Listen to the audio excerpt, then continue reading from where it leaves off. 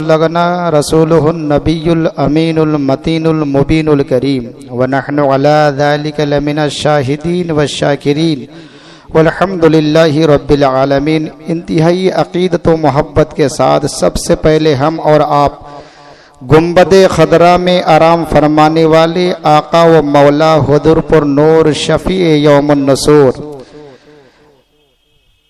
मुस्तफ़ा जाने रहमत शमए बज़्म हिदायत नौशहे बज़्म जन्नत जाने आलमीन राहतुल आशिकीन मुरादुल मुश्तकीन शम्सुल आरिफीन सिराजुल सालिकीन मिसबाहिल मुक़र्रबीन मुहिब्बिल फ़ुक़राइ वल ग़ुरबाइ वल मसाकीन सय्यिद सकलैन नबील हरमैन इमामिल क़िबलतैन वसीलतिना फ़िद दारैन जनाबे अहमद मुज्तबा मुहम्मद मुस्तफ़ा अरवाहुना फ़िदा सल्लल्लाहु तआला अलैहि वसल्लम की बारगाह पुरवकार में दुरूद पाक का हदिया निछावर हम सब मिलकर के पढ़े बावाज बुलंद।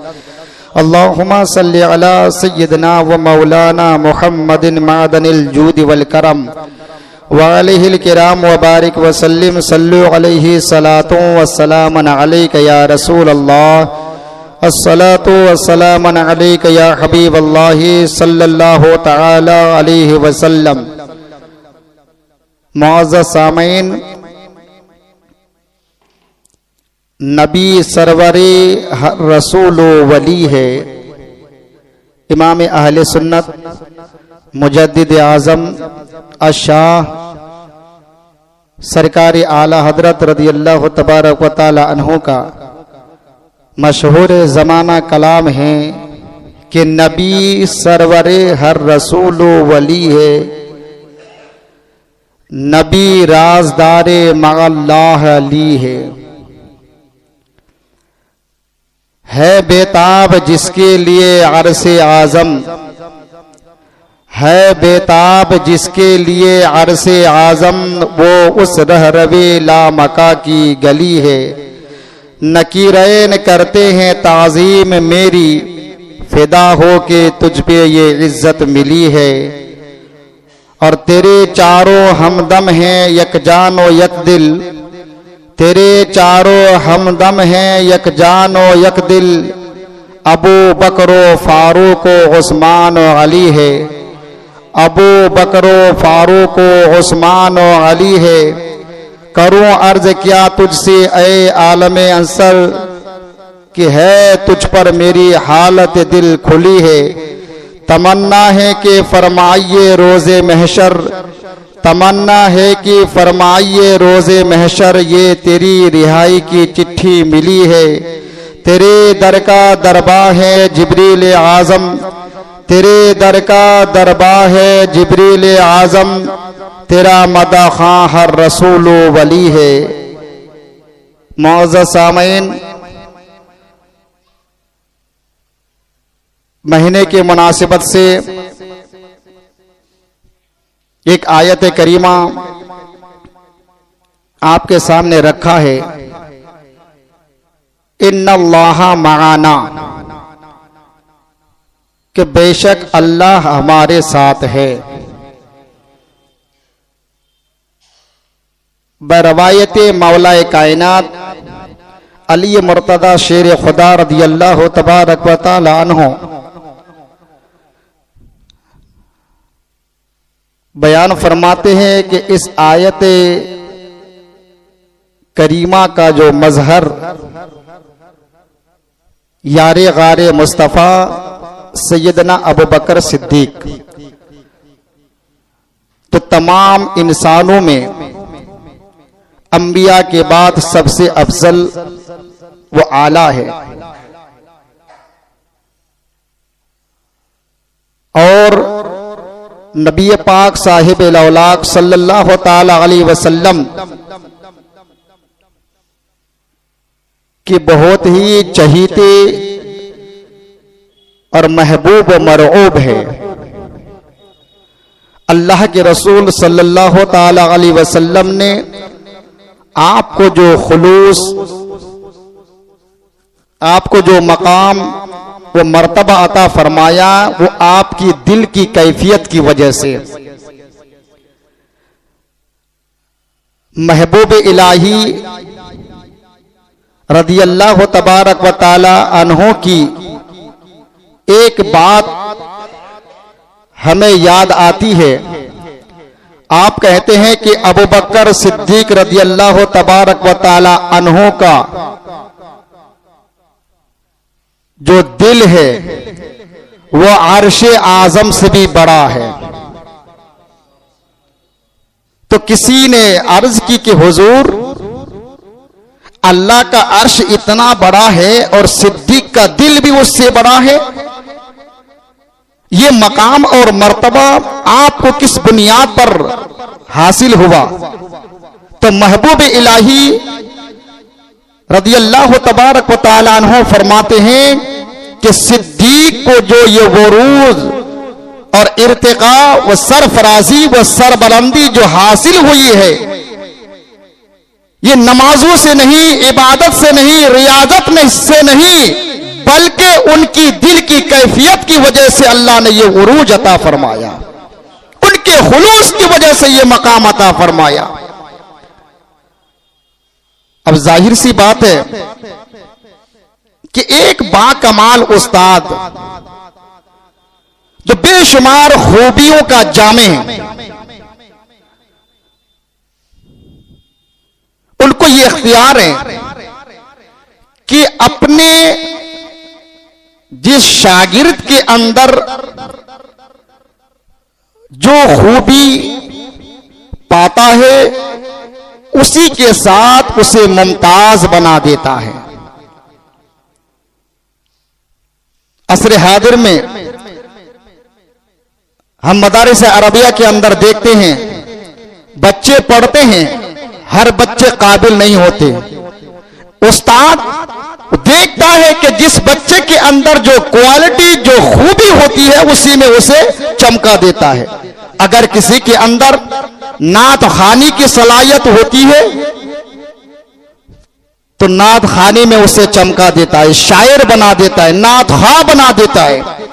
अगर किसी के अंदर फकीह बनने की सलाहियत होती है तो उसे फकीह बना देता है। अगर किसी के अंदर मुदर्रिस बनने की सलाहियत होती है तो उसे बाकमाल मुदर्रिस बनाता है। अगर किसी के अंदर मुसन्निफ बनने की सलाहियत होती है तो उसे बाकमाल मुसन्निफ बना देता है। तो पता यह चला कि हमारे नबी सैयद आलम सल्लल्लाहु अलैहि वसल्लम साहिब कमालात है, ऐसे कमाल के जामे हैं, ऐसे जमाल वाले हैं, कमाल वाले हैं। अल्लाहु अकबर, अपने जिस सवा लाख सहाबाए किराम के अंदर जो खूबी पाई है उसी में उसके साथ उसे चमका दिया है। तो सिद्दीक के अंदर सबसे ज्यादा अल्लाह पर खुलूस पाया तो उसे सिद्दीक से चमका दिया, सदाकत का उसे ताजदार बना दिया। अबू बकर सिद्दीक रदियल्लाहु तबारक व तआला अन्हु कि जाते गिरामी मोहताज तारुफ नहीं, अफजलुल बशर बादल अंबिया, ऐसे नबी के यार। मैंने अर्ज किया था कि सहाबी तो सब है, पर इतना बड़ा मकाम इसे क्यों अता किया गया? तो मैंने कहा कि हकीम की हर काम में हिकमत होती है। हम भी तस्लीम करते हैं कि हां, नबी के जितने भी सहाबी हैं सब आला हैं। रवायतों में हम पढ़ते हैं कि अगर कोई मोहल्ले के मस्जिद में नमाज अदा करता है तो उसे 22 या 27 गुना सवाब दिया जाता है। फिर अगर कोई मस्जिद अक्सा में नमाज पढ़ता है तो उसे 1000 का सवाब दिया जाता है। और अगर कोई मस्जिद नबवी में नमाज पढ़ता है तो उसे 50,000 के बराबर सवाब अता किया जाता है। अगर कोई मस्जिद हराम में नमाज अदा करता है तो उसे 1 लाख के बराबर सवाब अता किया जाता है। मैंने कहा कि ये सब के सब तो अल्लाह के घर है, मस्जिद अल्लाह के घर है,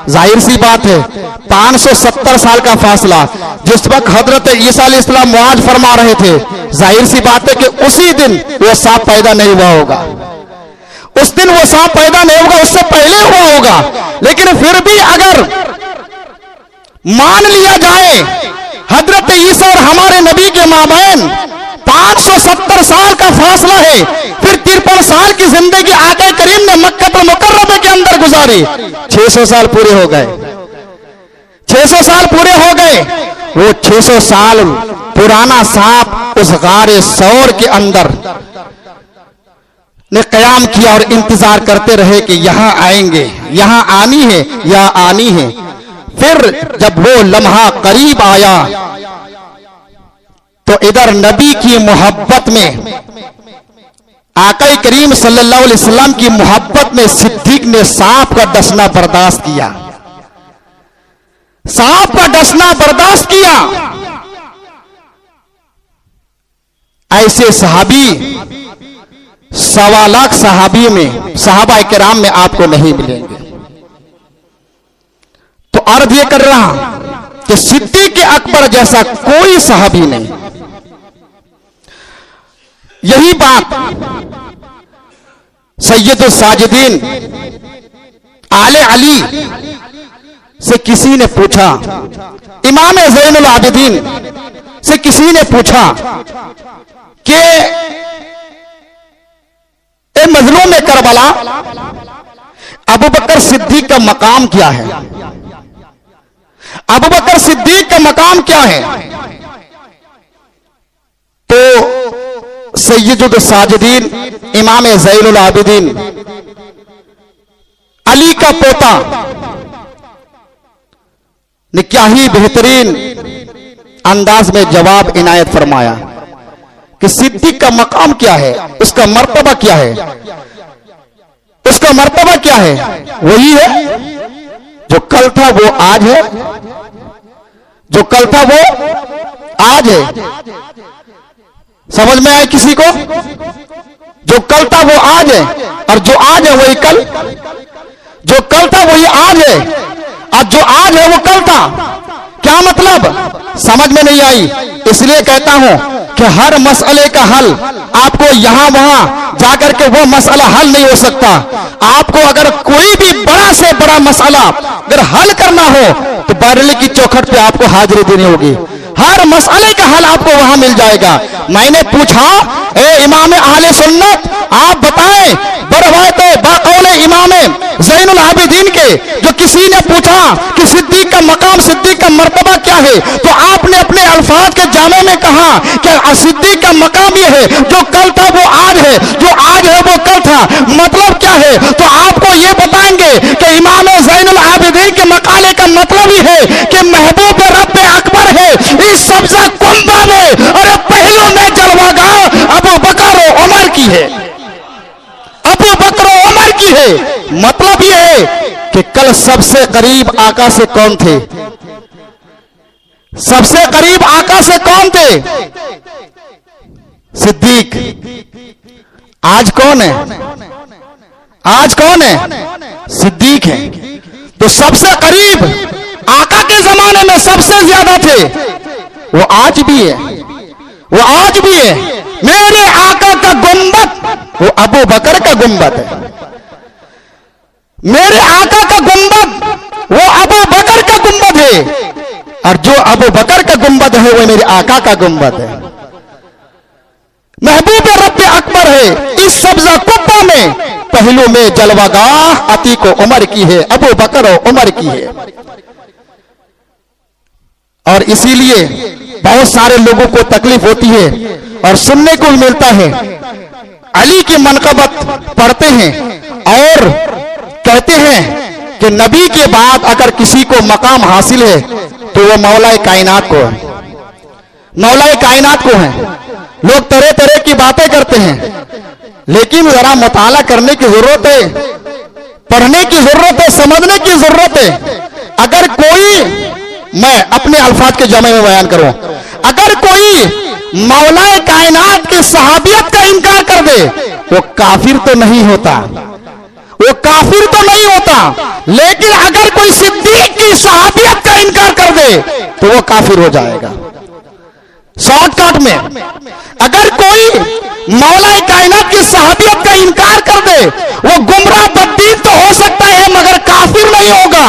लेकिन अगर कोई अबू बकर सिद्दीक की सहाबियत का इनकार कर दे तो वो काफिर हो जाएगा। क्यों? इसलिए कि मौला कायनात की सहाबियत ये कुरान से साबित नहीं है और सिद्दीक की सहाबियत ये कुरान से साबित है। अगर किसी ने सिद्दीक की सहाबियत का इनकार किया तो गोया कि वो कुरान की आयत का इनकार किया, और जिसने कुरान की आयत का जो इनकार कर दे वो मुसलमान नहीं हो सकता। वैसे हर सहाबी पर हमारा ईमान है, हर सहाबी पर हमारा ईमान है। और इमाम तो यूं कहते हैं कि तेरे चारों हमदम हैं, एक जान और एक दिल। तेरे चारों, एक दो नहीं, तेरे चारों हमदम है, एक जान और एक दिल। अबू बकर और फारूक और उस्मान और अली है। ये तरतीब आहद रिसालत से लेकर के आज तक अहले सुन्नत वल जमात के यहाँ है और इसी पर हमारा ईमान है। न किसी को हम ऊपर करते हैं न नीच करते हैं। जो आहद रिसालत में जो तरतीबें थी उसी पर हमारा ईमान है। अबू बकर जैसा कोई सहाबी अंबिया के बाद हजरत आदम का ईसा कोई नहीं है और न क़यामत तक आ सकता है। इतनी बात कहूं, कोई आस नहीं सकता कि हजरत सैयदना अबू बकर सिद्दीक रज़ी अल्लाह तबारक व तआला अन्हो का जो इश्क है उसका कोई जवाब नहीं। जो खुलूस बताएं, ये बुखारी शरीफ की हदीस है। इस्लाम का जो पहला जंग वो जंगे बदर है। सिद्दीक सरकार की जानिब से लड़ रहे थे और बेटा अब्दुर्रहमान वो ईमान नहीं लाए थे, वो काफिरों की तारीफ से लड़ रहे थे। जब ईमान ले आए, जंगे बदर में कामयाबी भी मिली मुसलमानों को। तो एक दिन बेटा ने बाप की बारगाह में अर्ज की, अब्बा, वैसे तो बाप का एहसान हर बेटे पर होता है, बेटे का एहसान बाप पर नहीं, लेकिन अब्बा जान बताओ मेरा एक एहसान आप पर है। मैं अबू बकर सिद्दीक रज़ी अल्लाह तबारक व तआला अन्हो के इश्क को बयान कर रहा हूं।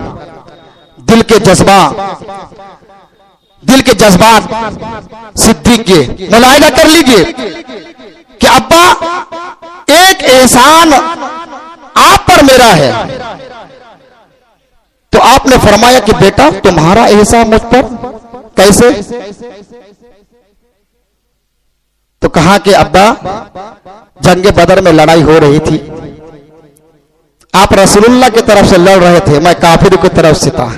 कई मर्तबा आप मेरी तलवार के जद में आ गए, कई मर्तबा आप मेरी तलवार के जद में आ गए। अब्बा मैं आपको बाप समझ करके छोड़ दिया। अगर मैं चाहता तो आपके जिस्म से आपका सर दूर कर सकता था, जुदा कर सकता था, लेकिन मैंने बाप समझ करके छोड़ दिया। तो सिद्दीक का जवाब क्या था? सिद्दीक ने फरमाया, बेटा तूने बाप समझकर मुझे छोड़ दिया ना, ये तेरे कुफ्र में कमी थी। तो पक्का काफिर नहीं था, तेरे कुफ्र में कमी थी जिसकी वजह से तूने मुझे बाप समझ करके छोड़ा। अगर उसी मैदान में अल्लाह पर तू मेरी तलवार के सामने आ जाता तो मेरा इतना ईमान मजबूत है कि मैं तुझे बेटा समझ करके नहीं छोड़ता, बल्कि दुश्मन मुस्तफा समझ करके तुझे कत्ल कर देता। तेरी कुफ्र में कमी थी, तू पक्का काफिर नहीं था। पक्के काफिर की निशानी यह नहीं होती है कि बाप सामने आ जाए तो उसे छोड़ दे। तेरी कुफ्र में कमी थी, मेरे ईमान में कोई कमी नहीं है। अगर तू मेरी तलवार के सामने आ जाता तो मैं तुझे अल्लाह अकबर बेटा समझ कर नहीं, बल्कि दुश्मन रसूल समझ करके तुझे तेरे जिस्म से सर को जुदा कर देता। ये अबू बकर सिद्दीक के दिल के जज्बात हैं कि नबी पाक सल्लल्लाहु ताला अलैहि वसल्लम की बगैर आपको चैन नहीं मिलता। हर हर वक्त नबी की खिदमत में रहते। ऐसा आशिक इमामुल आशिकीन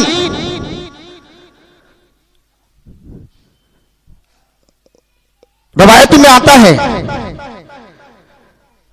कि हुजूर सरकार मुफ्ती आजम हिंद रहमतुल्लाह ताला अलैह ने भी अपने मलफूजात में इस वाक़े को बयान करते हुए उन्होंने एक शेर कहा है कि संगे दरे जाना पर करता हूं जबी साई, संगे दरे जाना पर करता हूं जबी साई, सजदा ना समझ नजदी सर देता हो नजराना, सजदा ना समझ नजदी सर देता हो नजराना।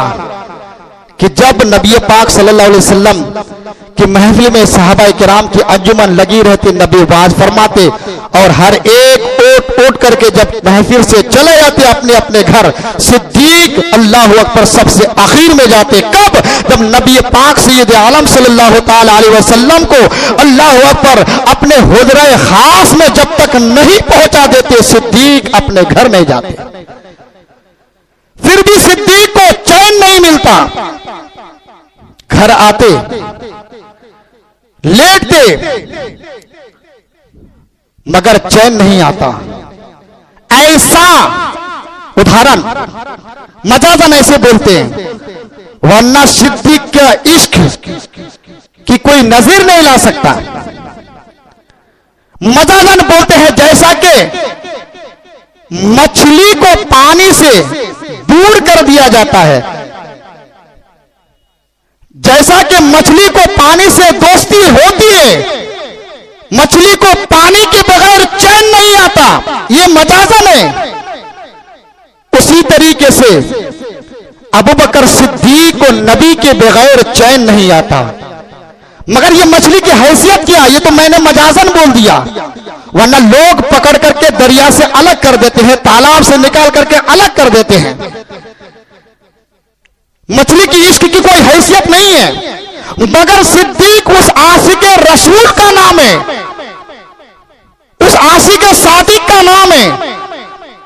कहते हैं कि जब नबी पाक सल्लल्लाहु अलैहि वसल्लम को अपने घर में छोड़ करके जाते, बेटी का चेहरा देखता चैन नहीं आता, बीवी का चेहरा देखता चैन नहीं आता, अपने बच्चे का चेहरा देखता चैन नहीं आता, माँ का चेहरा देखता चैन नहीं आता, अपने अब्बा का चेहरा देखता चैन नहीं आता। अल्लाह पर कभी ये करवट लेते, कभी वो करवट लेते, आपको चैन नहीं आता। उतने रात को उठ करके नबी पाक सैयद आलम सल्लल्लाहु अलैहि वसल्लम के अल्लाह पर दरबार में हाजिरी देते, आपके चौखट पर हाजिरी देते, पर्दा देखता कि गिरा हुआ है, अब कैसे जगाओ, कैसे जगाओ। अल्लाह अकबर। चुनांचे सिद्दीक अब ये कहते अल्लाह अकबर कि आप इसी चौखट पर अपना सर रख करके सो जाते और ये तसव्वुर करते अल्लाह अकबर आवाज देना बेअदबी है, आवाज देना बेअदबी है। जब नबी पाक सल्लल्लाहु अलैहि वसल्लम अल्लाह अकबर फज्र की नमाज के लिए निकलेंगे, पर्दा हटाएंगे तो नबी के अल्लाह अकबर सबसे पहले निगाह मेरे चेहरे पर पड़ेंगे। पूरी रात ऐसे गुजार देते हैं और जब नबी पाक अल्लाह अकबर फज्र की नमाज के लिए उठ करके पर्दे को हटाते हैं, देखते हैं कि चौखट पर सिद्दीक पड़ा हुआ है। कभी इस रुखसार को कभी रखते हैं, कभी इस रुखसार को रखते हैं। अल्लाह अकबर इसी वाक़या की तरफ मद्देनजर रखते हुए अल्लाह अकबर शहजादा आला हजरत ने क्या ही बड़ी बात कही कि संगे दरे जाना पर करता हो जबी साई, सर क्या कहते सजदा ना समझ नजदी सर देता हो नजराना। अल्लाह अकबर। चुनांचे ये रुखसार रखते। आज उसी नक्शे को कुछ बदतमीज लोग यूं कहते हैं कि मज़ारात औलिया पर जाकर के लोग सजदा करते हैं। उन्हें पता ही नहीं कि सजदा होता क्या और जबी साई होता क्या है। अरे जबी साई किसको कहते हैं? यार की मोहब्बत में अपने होठ को कदम पर अल्लाह पर रख देना कि मैं सजदा नहीं कर रहा हूं बल्कि उनके मैं ताजिम कर रहा हूं। अल्लाह पर वह तो आकिर हो, वह तो आज़िम हो, तो अज्र हो, वह तो आकिर हो, मैं अल्लाह अकबर मैं ताजीमन सजदा नहीं कर रहा हूं, बल्कि मैं उसकी ताजीम करता हूं। और सजदा किसे कहते हैं? सजदा कहते हैं अल्लाह अकबर के दोनों पांव के घुटने को जमीन पर रखना, पांव के 10 उंगलियों को जमीन पर रखना, दोनों हाथों को रखना, पेशानी और नाक को जमीन पर रख करके अल्लाह की तारीफ करना, इसे सजदा कहता है। कोई भी सुन्नी सही अकीदा किसी भी बजारत औलिया पर जाते हैं तो ऐसा कोई नहीं करता, बल्कि तबर्रुकन ताजिमन चादर पकड़ करके वो चूमा करते हैं। और इन वक्तों को समझ में आता है कि ये सजदा करते हैं, सजदा, उन्हें सजदा की तारीफ ही नहीं मालूम। चुनांचे अर्ज ये कर रहा था नबी पाक सल्लल्लाहु अलैहि वसल्लम जब सिद्दीक को चौखट पर पड़े पाते तो कहते, सिद्दीक किस चीज ने तुम्हें यहाँ खींच करके लाई है? चुनांचे अर्ज करते, आका अल्लाह अकबर, आपके दीदार के बगैर सिद्दीक को चैन नहीं मिलता, चैन नहीं मिलता। या रसूलुल्लाह, मेरी 3 ख्वाहिश है, 3 ख्वाहिश है। और एक नंबर ये है कि जब सुबह हो तो सबसे पहले सिद्दीक की नजर आमिना के लाल को देखे, ये मेरी ख्वाहिश है। या रसूलुल्लाह, 3 चीजें मुझे बहुत प्यारी है। पहली चीज ये कि सुबह सवेरे सबसे पहले आमिना के लाल की निगाह किसी को देखे तो वो कहाफा का बेटा अबू बकर को देखे, ये मेरी तमन्ना है या रसूलुल्लाह। और दूसरी तमन्ना ये है, मेरी पसंद ये है कि मेरा माल, सारा माल या रसूलुल्लाह मैं आपके कदमों में कुर्बान कर दूं, ये दूसरी चीजें हैं। और तीसरी चीजें मुझे या रसूलुल्लाह ये पसंद है कि मेरी बेटी आयशा सिद्दीका आपकी निकाह में है, आपकी निकाह में है। और नबी जब किसी को देते हैं ना तो एक आन के लिए नहीं देते, एक लम्हे के लिए नहीं देते, ये मेरे नबी की शान है। बल्कि जिनको खुलूस के साथ दे देते हैं, यानी जिनको भी दे देते हैं तो लम्हाती नहीं देते, एक साथ एक आन के लिए नहीं देते, बल्कि हमेशा हमेशा के लिए देते हैं। सिद्दीक ने अर्ज कि या रसूल अल्लाह, मुझे पसंद है कि सुबह सवेरे सबसे पहले आपकी निगाह किसी को देखे तो अबू बकर को देखे, अबू बकर को देखे। मेरे करीम आका ने फरमाया कि अबू बकर, अल्लाह तुम्हारे 3 तमन्ना को पूरी फरमाएगा। पूरी की, सिद्दीक की बेटी सिद्दीका आपकी निकाह में आई, सिद्दीक के सारे माल अल्लाह अकबर नबी ऐसे खर्च करते थे जैसा कि अपने माल खर्च कर रहे हो। 2 और तीसरी कि या रसूलल्लाह, या रसूलल्लाह, निगाह आपकी हो, चेहरा मेरा हो, आपकी निगाह मेरे चेहरे को तकते रहे, आपकी निगाहों की बरकतें रहमतें मुझ पर पड़ती रहे। दुनिया में देते देते देते देते आज भी गुंबद खजरा के अंदर नबी आराम फरमा रहे हैं। देखने वाले देखे हैं, देखने वाले देखे हैं कि सबसे पहले नबी पाक सल्लल्लाहु अलैहि वसल्लम का मज़ार मुक़द्दस है और उनके दाहिने पहलू में अबू बकर का मज़ार है, अबू बकर का मज़ार है। नबी के पहलू में अबू बकर का मज़ार है। और मुफ्ती अमजद अली खान और दीगर मुसन्निफीन लिखते हैं कि जब किसी मुसलमान की मौत होती है, जब कब्र में उसको दफन कर दिया जाता है तो चेहरा किबले की तरफ कर दिया जाता है, चेहरा किबले की तरफ कर दिया जाता है। गोया के नबी के पहलू में अबू बकर है तो नबी का चेहरा किबले की तरफ, अबू बकर का चेहरा किबले की तरफ, यानी अल्लाह अकबर हयात ज़ाहिरी से लेकर के आज गुंबद खजरा में आराम फरमा रहे हैं तो नबी की नजर के सामने सिद्दीक का चेहरा है, आज भी चेहरा है। इसलिए क्या कहते हैं, पाकिस्तान का एक शायर है पीर नसीरुद्दीन नसीर ने क्या ही खूब बात कही कि अबू बकर उमर का नाम आते ही लब पर क्यों बिगड़ते हैं बिगड़ने वाले, वो अपने पहलू में सुलाए हुए हैं। इंशाअल्लाह फिर उम्मत पर जो सिद्दीक का एहसान है मैं अर्ज करूंगा।